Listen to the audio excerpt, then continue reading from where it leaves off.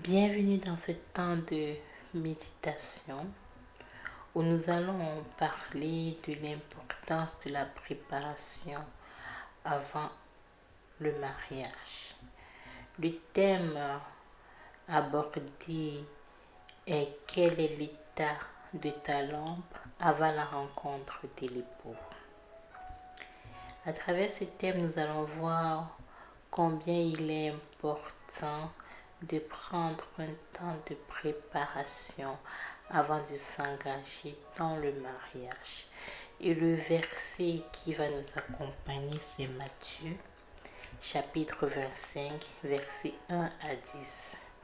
Ce verset nous dit, la parole de Dieu dit, ce jour-là, il en sera du royaume des cieux comme de 10 jeunes filles qui prirent leurs lampes et s'en allèrent à la rencontre du mari. 5 d'entre elles étaient insensées, les 5 autres étaient avisées.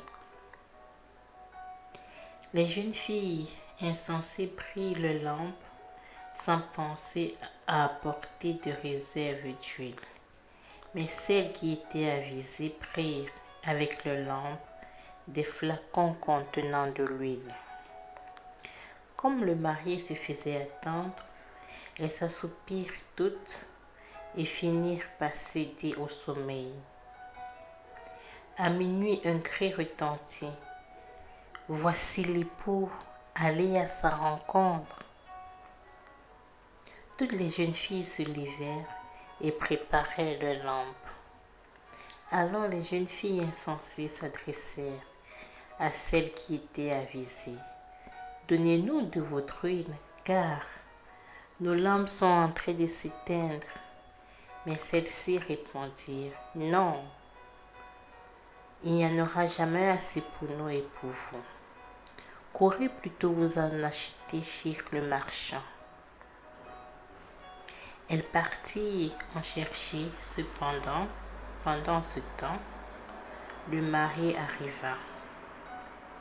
Celles qui étaient prêtes entrèrent avec lui dans la salle de noces et l'on ferma la porte. À travers ce passage, nous voyons l'importance de la préparation avant le mariage. Ce texte nous parle de 10 jeunes femmes. Parmi elles, il y avait 5 femmes qui étaient des femmes insensées et les 5 autres étaient des femmes sages. Les femmes insensées, pour aller à la rencontre de l'époux, ont pris avec elles leurs lampes. Par contre, les femmes sages, elles ont pris leurs lampes en plus des flacons remplis d'huile. Et à un moment donné, l'époux qui tardait à arriver, elles se sont endormies. Et à minuit, elles entendirent, voici l'arrivée de l'époux. L'époux était en train d'arriver. C'est là où les 5 femmes insensées se rendent compte qu'elles n'ont plus assez d'huile dans leur lampe. Leur lampe était en train de s'éteindre. Par contre, les femmes sages, non seulement elles avaient de l'huile, mais elles avaient encore de l'huile en réserve. Elles en avaient assez jusqu'à l'arrivée de l'époux. Donc, elles se sont préparées. Elles ont pris le temps de la préparation. Elles ont pris le temps de préparer cette huile de réserve. Et ici, pour faire une métaphore, la lame représente chez la femme le physique. La lame qui est un objet physique, elle représente le physique de la femme. Les femmes insensées et sages ont pris avec elles le physique pour aller à la rencontre de l'époux. Elles ont pris avec elles la lampe pour aller à la rencontre de l'époux. Ça veut dire que une femme, elle est consciente qu'avant d'aller rencontrer son époux, Elle y va avec son physique qui est sa beauté.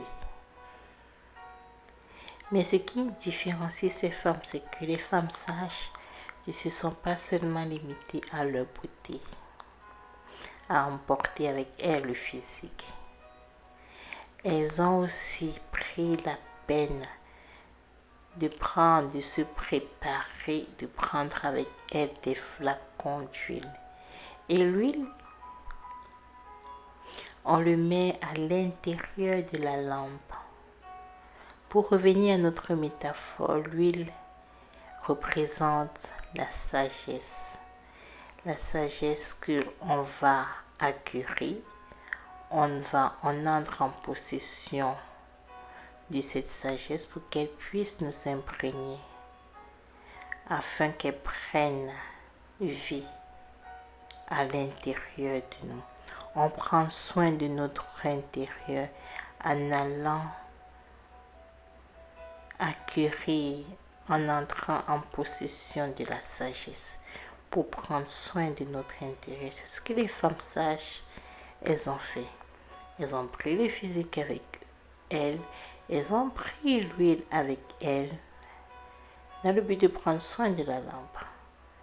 Elles étaient conscientes que pour aller à la rencontre de l'époux, on ne se limite pas seulement au physique, mais on va aussi prendre soin de notre intérieur.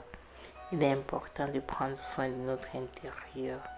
Il est important de prendre des réserves d'huile. Et chez nous, pour aller à la rencontre de l'époux, on ne se limite pas seulement à notre beauté physique, mais il est important de nous prendre soin de notre intérieur. Notre intérieur, c'est aller pour entrer en possession, acquérir la sagesse qui va vivre à l'intérieur de nous, afin qu'une fois rencontré l'époux, non seulement nous entrons dans le mariage, et aussi, par la grâce de Dieu, nous vivons un mariage épanoui. D'où l'importance de la préparation. Mais je tiens quand même à rajouter que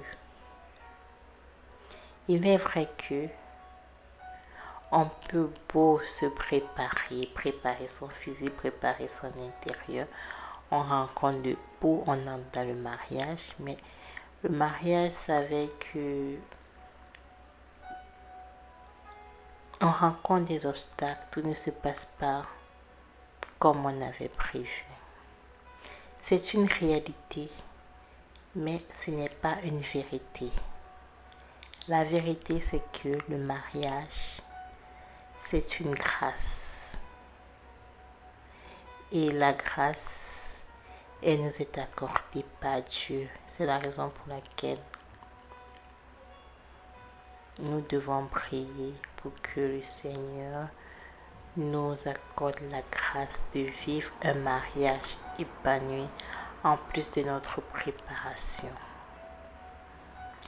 Merci Père pour ce temps de méditation, ce temps d'exhortation, ce temps où tu nous instruis à travers ta parole. Nous te rendons grâce pour ce moment. Que cette parole ne tombe pas sur une mauvaise terre, mais qu'elle tombe sur la bonne terre afin de prendre vie en nous. Nous te prions afin que tu nous donnes la grâce de vivre, de rencontrer d'abord la bonne personne selon ton cœur et de vivre un mariage épanoui. C'est au nom de Jésus que nous t'avons prié. Amen.